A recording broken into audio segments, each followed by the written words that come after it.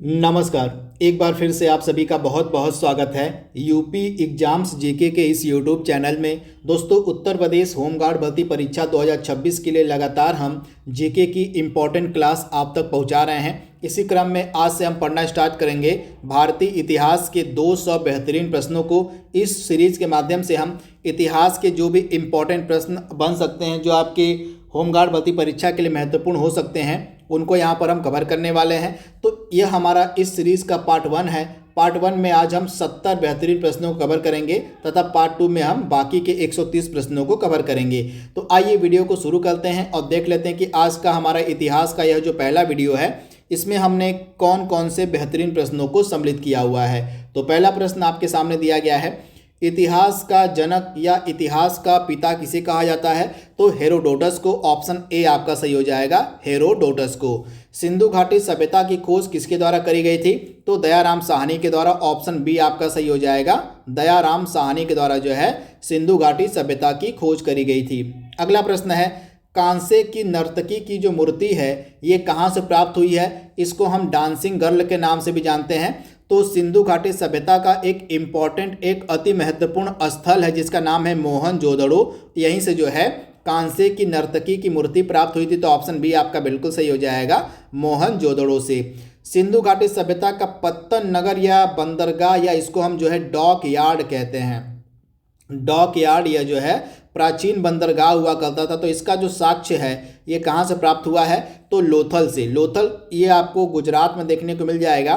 तो यह जो लोथल एक इम्पॉर्टेंट हड़प्पा कालीन स्थल है। क्या है? तो यह जो है एक अति महत्वपूर्ण हड़प्पा कालीन स्थल है। यहीं से जो है बंदरगाह या पत्तन नगर या डॉकयार्ड के जो प्रमाण हैं, जो साक्ष्य हैं, प्राप्त हुए थे। तो ऑप्शन आपका बी यहाँ पर सही हो जाएगा, लोथल। लोथल जो है गुजरात में है, ये लोकेशन आपको याद रखनी है। अगला प्रश्न है, सबसे प्राचीनतम वेद कौन सा है?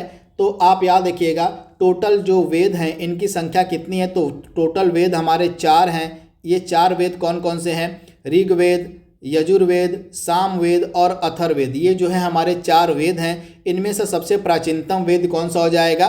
तो ऋग्वेद जो है ये सबसे प्राचीनतम वेद है। तो ऑप्शन आपका यहाँ पर सी बिल्कुल सही हो जाएगा। वहीं ऋग्वेद के बारे में कुछ फैक्ट आप याद कर लीजिएगा। सबसे पहली चीज़ जो मैंने आपको बता दी है कि ऋग्वेद जो है हमारा सबसे प्राचीनतम वेद है, तथा ऋग्वेद में जो है टोटल 10 मंडल हैं। कितने? टोटल 10 मंडल हैं। और ऋग्वेद में कितने सूक्त हैं? तो ऋग्वेद में टोटल जो है 1028 जो है आपको सूक्त देखने को मिल जाएंगे। तो इतनी चीज़ आप याद रखिएगा। पुराणों की कुल संख्या कितनी है? तो पुराणों की कुल संख्या आपको देखने को मिल जाएगी 18, यानी कि ऑप्शन बी आपका सही हो जाएगा। टोटल 18 जो है पुराण हैं। अगला प्रश्न आपके स्क्रीन पर है, सत्यमेव जयते जो शब्द है ये कहाँ से लिया गया है? तो मुंडक उपनिषद से जो है सत्यमेव जयते को लिया गया है। तो ऑप्शन आपका ए यहाँ पर सही हो जाएगा, मुंडक उपनिषद से। गौतम बुद्ध का जन्म कहाँ हुआ था? तो गौतम बुद्ध का जन्म जो है लुम्बिनी नामक स्थान पर हुआ था। तो ऑप्शन आपका सी यहाँ पर सही हो जाएगा, लुम्बिनी नामक स्थान पर जो है गौतम बुद्ध का जन्म हुआ था। वहीं कुशीनगर में जो है इनकी मृत्यु हुई थी, और इनकी मृत्यु को जो है हम महापरिनिर्वाण के नाम से जानते हैं। क्या कहा जाता है इनकी मृत्यु को? तो महात्मा बुद्ध की मृत्यु को जो है महापरिनिर्वाण कहा जाता है। तो इनका जो महापरिनिर्वाण था या इनकी जो मृत्यु थी ये कुशीनगर में हुई थी। वहीं इनका जो जन्म था ये लुम्बिनी में हुआ था। तो ये इंपॉर्टेंट फैक्ट है, आप याद रख सकते हैं। 9वां प्रश्न आपके सामने है, महात्मा बुद्ध ने अपना प्रथम उपदेश कहाँ पर दिया था? तो उत्तर प्रदेश के वाराणसी के सारनाथ में। ऑप्शन आपका सी यहाँ पर बिल्कुल सही हो जाएगा, उत्तर प्रदेश के वाराणसी के सारनाथ में जो है महात्मा बुद्ध ने अपना पहला उपदेश दिया था। जैन धर्म के 24वें और अंतिम तीर्थंकर कौन थे? तो आप याद रखिएगा, महावीर स्वामी। ऑप्शन आपका यहाँ पर बी बिल्कुल सही हो जाएगा, महावीर स्वामी जो है ये जैन धर्म के 24वें और अंतिम तीर्थंकर थे। तो ऑप्शन आपका बी यहाँ पर सही है 100%। अगला प्रश्न आपके स्क्रीन पर दिया गया है, और पाटलिपुत्र जो आधुनिक पटना शहर है इसकी स्थापना किसके द्वारा करवाई गई थी? तो इसकी जो स्थापना है उदयन नामक शासक के द्वारा करवाई गई थी। तो ऑप्शन आपका सी यहाँ पर सही हो जाएगा, उदयन नामक शासक के द्वारा। सिकंदर के आक्रमण के समय उत्तर भारत पर किस राजवंश का शासन था? तो सिकंदर के आक्रमण के समय जो है उत्तर भारत पर कौन सा राजवंश शासन कर रहा था? तो नंद वंश, यानी कि ऑप्शन आपका यहाँ पर बी बिल्कुल सही हो जाएगा। जब सिकंदर ने भारत पर आक्रमण किया था तो इस समय उत्तर भारत में नंद वंश का शासक था। तो ये फैक्ट आप याद रखिएगा, काफ़ी इंपॉर्टेंट है। 100% आपसे एग्जाम में ये प्रश्न देखने को मिलेगा। अगला प्रश्न आपके स्क्रीन पर दिया गया है, आपके सामने है। मेगास्थनीज की प्रसिद्ध पुस्तक का क्या नाम है? तो मेगास्थनीज की प्रसिद्ध पुस्तक का नाम है इंडिका। तो ऑप्शन आपका यहाँ पर बी बिल्कुल सही हो जाएगा। तथा मौजूदा समय में जो भारतीय समाज था उसका जो वर्णन है इस इंडिका पुस्तक में किया गया था, किसके द्वारा? तो मेगास्थनीज के द्वारा। तो आप याद रखिएगा। तथा इस इंडिका पुस्तक में जो है मौर्य वंश जो उस समय शासन में था, मौर्य वंश के बारे में भी बहुत सारी इंपॉर्टेंट जानकारियां जो है आपको इंडिका पुस्तक में देखने को मिल जाएंगी। तो ये फैक्ट आप याद रखिएगा। तो इंडिका पुस्तक के लेखक कौन थे? मेगास्थनीज। अगला प्रश्न है, कौटिल्य जिनको हम चाणक्य के नाम से भी जानते हैं, इनके द्वारा रचित प्रसिद्ध पुस्तक कौन सी है? तो अर्थशास्त्र, यानी कि ऑप्शन आपका यहाँ पर बी बिल्कुल सही हो जाएगा। अर्थशास्त्र पुस्तक के लेखक कौन हो जाएंगे? कौटिल्य हो जाएंगे। तथा यह जो अर्थशास्त्र पुस्तक है उस समय की पॉलिटिक्स यानी कि उस समय के राजनीति से संबंधित यह पुस्तक। तो आप याद रखिएगा, इसका विषय अगर आपसे एग्जाम में पूछ ले कि जो अर्थशास्त्र पुस्तक लिखी गई है कौटिल्य के द्वारा, यह किस क्षेत्र से संबंधित है? तो राजनीति विज्ञान यानी कि पॉलिटिक्स से संबंधित यह पुस्तक अर्थशास्त्र, जिसको लिखा गया था कौटिल्य यानी कि चाणक्य के द्वारा। 15वां प्रश्न आपके सामने दिया गया है, अशोक के शिलालेखों को सर्वप्रथम बार किसके द्वारा पढ़ा गया था? तो अशोक के जितने भी शिलालेख हैं उनको सबसे पहले पढ़ने का जो श्रेय है ये दिया जाता है जेम्स प्रिंसप को। तो ऑप्शन आपका ए यहाँ पर बिल्कुल सही हो जाएगा, जेम्स प्रिंसप ने पढ़ा था। सांची का जो स्तूप है इसका निर्माण किसके द्वारा करवाया गया था? तो सांची के स्तूप का निर्माण सम्राट अशोक ने करवाया था। तथा यह जो सांची का स्तूप है आपको मध्य प्रदेश में देखने को मिल जाएगा। तो अशोक ने इसका निर्माण करवाया था। 17वां प्रश्न है, मौर्य वंश का अंतिम शासक कौन था? तो मौर्य वंश के पहले शासक आप याद रखिएगा चंद्रगुप्त मौर्य थे। चंद्रगुप्त मौर्य जो है मौर्य वंश का पहला शासक था। वहीं जो है अंतिम शासक बृहदस्त हो जाएगा, यानी कि ऑप्शन आपका सी यहाँ पर बिल्कुल सही हो जाएगा, बृहदस्त अंतिम शासक। शक संवत की शुरुआत किसके द्वारा करवाई गई थी? इंपॉर्टेंट प्रश्न है। तो शक संवत की जो शुरुआत है कुषाण वंश के शासक कनिष्क के द्वारा करवाई गई थी। तो ऑप्शन आपका सी यहाँ पर बिल्कुल सही हो जाएगा, कुषाण वंश के शासक कनिष्क ने जो है 78 ईस्वी में, कब? तो 78 ईस्वी में जो है इस कनिष्क ने जो है शक संवत की शुरुआत करवाई थी। तो ये फैक्ट आप याद रखिएगा, कनिष्क जो है कुषाण वंश का शासक था। 19वां प्रश्न आपके सामने है, फाहियान जो एक चीनी यात्री था किसके शासनकाल में भारत आया हुआ था? तो चंद्रगुप्त द्वितीय, जिनको हम विक्रमादित्य के नाम से भी जानते हैं, चंद्रगुप्त द्वितीय को जो है विक्रमादित्य के नाम से भी जाना जाता है। और इन्हीं के शासनकाल में जो विक्रमादित्य यहाँ पर, तो इन्हीं के शासनकाल में जो है फाहियान जो चीनी यात्री था ये भारत आया हुआ था। तो राइट आंसर क्या हो जाएगा? Option B. और नालंदा विश्वविद्यालय की स्थापना किसके द्वारा करवाई गई थी? तो नालंदा विश्वविद्यालय की जो स्थापना है कुमार गुप्त प्रथम के द्वारा करवाई गई थी। तो ऑप्शन बी आपका सही हो जाएगा, कुमार गुप्त प्रथम ने जो है नालंदा विश्वविद्यालय की स्थापना करवाई थी। अगला प्रश्न आपके स्क्रीन पर है, सिंधु घाटी सभ्यता का जो कौन सा वह स्थल है जिसको मृतकों का टीला कहा जाता है? तो इंपॉर्टेंट सिंधु घाटी सभ्यता का स्थल हो जाएगा मोहनजोदड़ो, जिसको जो है मृतकों का टीला कहा जाता है। और यह जो मोहनजोदड़ो है वर्तमान पाकिस्तान में देखने को मिल जाएगा। तो आप याद रखिएगा, वर्तमान का जो पाकिस्तान है अब यहाँ पर चला गया है। यह जो स्थल है प्राचीन हड़प्पा कालीन स्थल या सिंधु घाटी सभ्यता का जो स्थल है मोहनजोदड़ो, ये वर्तमान आपको पाकिस्तान में देखने को मिल जाएगा। और इसको जो है मृतकों का टीला कहा जाता है। सत्यमेव जयते किस उपनिषद से लिया गया है? तो मुंडक उपनिषद से जो है सत्यमेव जयते को लिया गया। तो ऑप्शन आपका ए यहाँ पर सही हो जाएगा, मुंडक उपनिषद से। तो इसवा प्रश्न आपके सामने है, श्रीनगर की स्थापना किस मौर्य शासक ने करवाई थी? तो सम्राट अशोक। ऑप्शन आपका सी यहाँ पर बिल्कुल सही हो जाएगा, सम्राट अशोक के द्वारा जो है श्रीनगर की स्थापना करवाई गई थी। किस यूनानी राजदूत को जो है भारतीय इतिहास का जनक कहा जाता है? तो प्रश्न को बिल्कुल ध्यान से पढ़िएगा। यहाँ पर पूछा क्या गया है कि किस यूनानी राजदूत को जो है भारतीय इतिहास का जनक कहा जाता है? तो मेगास्थनीज को। ऑप्शन आपका यहाँ पर सी बिल्कुल सही हो जाएगा, मेगास्थनीज को जो है भारतीय इतिहास का जनक कहा जाता है। तो ऑप्शन सी आपका सही है। 25वां प्रश्न है, प्रथम बौद्ध संगति का जो आयोजन है किसके शासनकाल में हुआ था? तो टोटल जो है 4 बौद्ध संगतियों का जो आयोजन है ये किया गया था। तो इन 4 बौद्ध संगतियों को कब कब आयोजित किया गया था, किसके शासनकाल में आयोजित किया गया था, आपको याद रखना है। तो पहली बौद्ध संगति, दूसरी बौद्ध संगति, तीसरी और चौथी, इनके शासक के नाम मैं आपको बता देता हूँ, आप नोट डाउन कर लीजिएगा। यहाँ पर डिलीट हो गया, फिर से लिख देता हूँ। 1 इसके बाद सेकेंड यहाँ पर हो जाएगा, इसके बाद थर्ड हो जाएगा और इसके बाद आपका चौथी वाली हो जाएगी। तो आइए देख लेते हैं क्या करके इनको।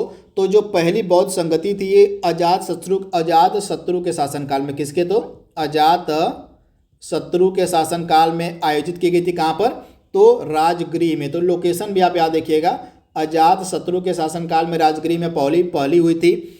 इसके बाद जो दूसरी बौद्ध संगति थी ये कालाशोक के शासनकाल में वैशाली में हुई थी। किसके शासनकाल में, तो कालाशोक के शासनकाल में वैशाली में जो है हुई थी दूसरी बौद्ध संगति। वहीं जो तीसरी बौद्ध संगति थी ये सम्राट अशोक के शासनकाल में, किसके, तो अशोक के शासनकाल में पाटलिपुत्र में हुई थी। कहाँ पर, तो पाटलिपुत्र में हुई थी ये तीसरी बौद्ध संगति। वहीं जो चौथी बौद्ध संगति है ये कनिष्क के शासनकाल में हुई थी। कहाँ, तो कनिष्क के शासनकाल में हुई थी कुंडलवन। कुंडलवन आपको कहाँ पर मिलेगा, तो कुंडलवन आपको मिलेगा कश्मीर में। तो यहीं पर जो है चौथी बौद्ध संगति का आयोजन हुआ था। तो ये 4 इम्पॉर्टेंट बौद्ध संगतियाँ हैं जिनका आयोजन किया गया था और किस लोकेशन पर किया गया था, किसके शासनकाल में किया गया था। यहाँ से प्रश्न आपको देखने को मिलेगा, तो आप इनको याद रखिएगा। अगला प्रश्न है, मौर्य काल में सीता जो शब्द था इसका क्या तात्पर्य था, आपसे पूछा गया है। तो सीता का मतलब होता था राजकीय भूमि से जो आय प्राप्त होती थी उसी को जो है सीता कहा जाता था। तो ऑप्शन आपका यहाँ पर जो सी है बिल्कुल सही हो जाएगा। सीता का मतलब होता था मौर्य काल में कि राजकीय भूमि से जो प्राप्त इनकम है, जो प्राप्त आय है, उसी को जो है कहा जाता था सीता। 27वां प्रश्न आपके स्क्रीन पर है, प्रयाग प्रशस्ति की रचना किसके द्वारा करी गई थी। तो प्रयाग प्रशस्ति की रचना की गई थी किसके द्वारा, हरिसेन के द्वारा। तो ऑप्शन बी आपका सही हो जाएगा, हरिसेन के द्वारा। किस शासक को भारत का नेपोलियन कहा जाता है। तो समुद्रगुप्त को जो है भारत का नेपोलियन कहते हैं। तो ऑप्शन बी आपका सही हो जाएगा, समुद्रगुप्त को। अगला प्रश्न है, मेगास्थनीज को किस यूनानी शासक ने चंद्रगुप्त मौर्य के दरबार में भेजा था। तो यूनानी शासक था सेल्यूकस निकेटर, यानी कि ऑप्शन आपका ए यहाँ पर बिल्कुल सही हो जाएगा। सेल्यूकस निकेटर ने जो है मेगास्थनीज को जो है चंद्रगुप्त मौर्य के दरबार में भेजा था और इसी मेगास्थनीज ने जो है इंडिका नामक पुस्तक की रचना की थी।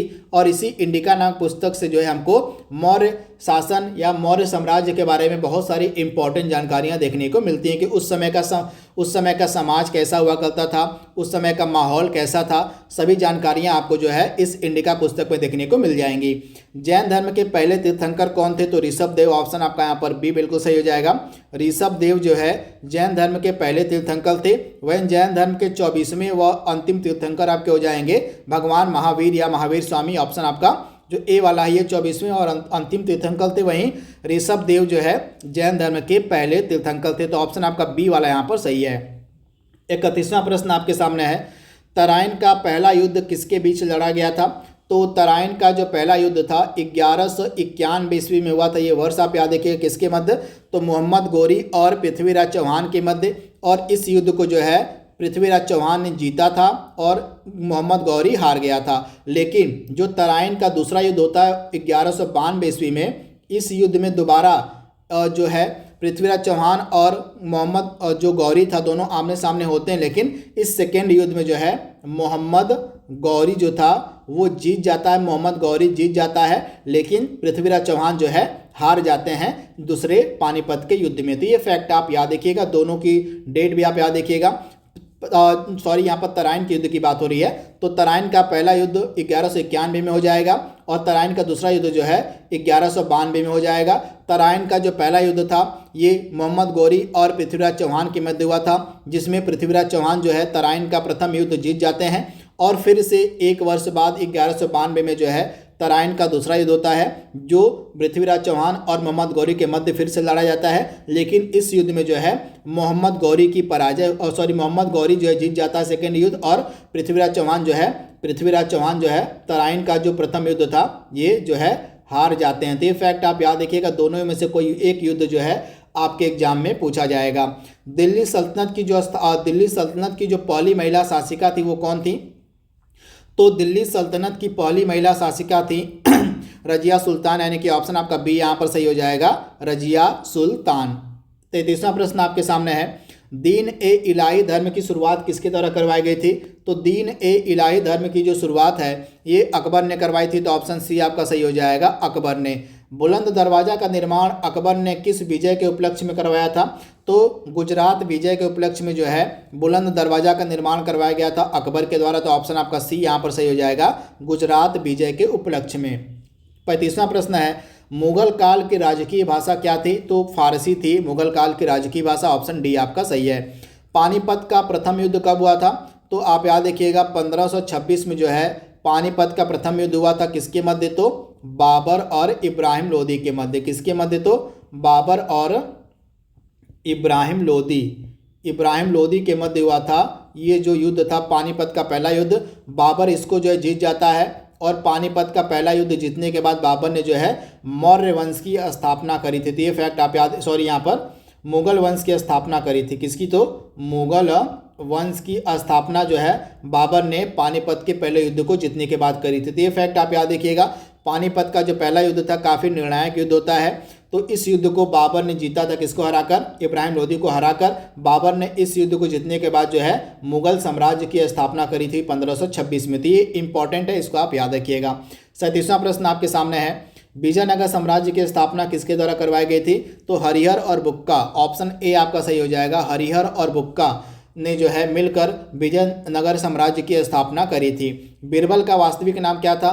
तो बीरबल जो थे ये अकबर के नवरत्नों में से एक थे तथा इनका जो वास्तविक नाम था वो था महेश दास। तो ऑप्शन आपका बी यहाँ पर सही हो जाएगा, महेश दास। तो आप याद रखिएगा अकबर के जो नवरत्न थे उनमें से एक थे बीरबल, जिनका वास्तविक नाम था महेश दास। 39वां प्रश्न आपके सामने है, किस मुगल सम्राट को जो है जिंदा पीर कहा जाता है?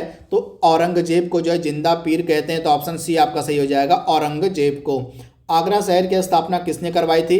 तो सिकंदर लोदी ने करवाई थी आगरा शहर की स्थापना, ऑप्शन बी आपका सही हो जाएगा, सिकंदर लोदी ने। अगला प्रश्न है, 1857 के विद्रोह के समय भारत का गवर्नर जनरल कौन था? तो जब 1857 की क्रांति हुई थी, 1857 का विद्रोह हुआ था, तो इस समय भारत का गवर्नर जनरल कौन था? तो लॉर्ड कैनिंग, यानी कि ऑप्शन आपका यहाँ पर बी बिल्कुल सही हो जाएगा, लॉर्ड कैनिंग। ब्रह्म समाज की स्थापना किसने करवाई थी? तो राजा राम मोहन राय के द्वारा जो है ब्रह्म समाज की स्थापना की गई थी। तो ऑप्शन आपका बी यहाँ पर बिल्कुल सही हो जाएगा, राजा राम मोहन रॉय के द्वारा। तो आप याद रखिएगा ऑप्शन बी। अगला प्रश्न है, भारतीय राष्ट्रीय कांग्रेस की स्थापना कब हुई थी? तो 1885 में, ऑप्शन आपका बी यहाँ पर सही हो जाएगा, भारतीय राष्ट्रीय कांग्रेस की स्थापना 1885 ईस्वी में हुई थी। स्वराज मेरा जन्मसिद्ध अधिकार है और मैं इसे लेकर रहूंगा, यह प्रसिद्ध कथन किसका है? तो बाल गंगाधर तिलक, ऑप्शन आपका सी यहाँ पर सही हो जाएगा, बाल गंगाधर तिलक का जो है यह कथन है, स्वराज मेरा जन्मसिद्ध अधिकार है और मैं इसे लेकर रहूंगा। तो ऑप्शन सी आपका सही हो जाएगा, बाल गंगाधर तिलक। 45वां प्रश्न है, महात्मा गांधी को राष्ट्रपिता की उपाधि किसने दी थी? तो आप याद देखिएगा सुभाष चंद्र बोस ने जो है महात्मा गांधी को सर्वप्रथम बार राष्ट्रपिता की उपाधि दी थी, सुभाष चंद्र बोस, ऑप्शन आपका बी यहाँ पर सही हो जाएगा। वहीं पहली बार जो है महात्मा गांधी को महात्मा की उपाधि किसने दी थी? तो महात्मा गांधी को महात्मा की उपाधि किसने दी थी? तो रविंद्रनाथ टैगोर ने। तो दोनों आप याद रखिएगा, दोनों में से कोई एक आपसे एग्जाम में पूछा जाएगा। अगर आपसे एग्जाम में पूछ ले कि महात्मा गांधी को महात्मा की उपाधि किसने दी थी? तो रविंद्रनाथ टैगोर ने दी थी। वहीं महात्मा गांधी को राष्ट्रपिता की उपाधि किसने दी थी? तो सुभाष चंद्र बोस ने दी थी। जलियांवाला बाग हत्याकांड कब हुआ था? तो 13 अप्रैल 1919 को जो है जलियांवाला बाग हत्याकांड हुआ था, ऑप्शन आपका यहाँ पर ए बिल्कुल सही हो जाएगा, 13 अप्रैल 1919 को। अगला प्रश्न है, गांधी इरविन समझौता किस वर्ष में हुआ था? तो आप याद देखिएगा 1931 में जो है गांधी इरविन समझौता हुआ था 5 मार्च। कब? तो 5 मार्च 1931 को जो है गांधी जी और इरविन के मध्य जो है एक समझौता हुआ था, जिसको हम गांधी इरविन समझौता के नाम से जानते हैं। करो या मरो का नारा गांधी जी ने किस आंदोलन में दिया था? तो भारत छोड़ो आंदोलन जब 1942 में स्टार्ट हुआ था, इसी समय जो है महात्मा गांधी ने जो है करो या मरो का जो नारा था यह दिया था। तो ऑप्शन आपका सी यहाँ पर सही हो जाएगा, भारत छोड़ो आंदोलन के दौरान। अगला प्रश्न है, आज़ाद हिंद फौज की स्थापना किसने की थी? तो आज़ाद हिंद फौज की जो स्थापना है ये की गई थी सुभाष चंद्र बोस के द्वारा, ऑप्शन आपका ए यहाँ पर सही हो जाएगा, सुभाष चंद्र बोस। भारत के प्रथम प्रधानमंत्री कौन थे? तो पंडित जवाहरलाल नेहरू जो है भारत के पहले प्रधानमंत्री थे, ऑप्शन आपका बी यहाँ पर सही हो जाएगा। वहीं डॉक्टर राजेंद्र प्रसाद जो है भारत के पहले राष्ट्रपति थे। तो ये फैक्ट भी आप याद रखिएगा।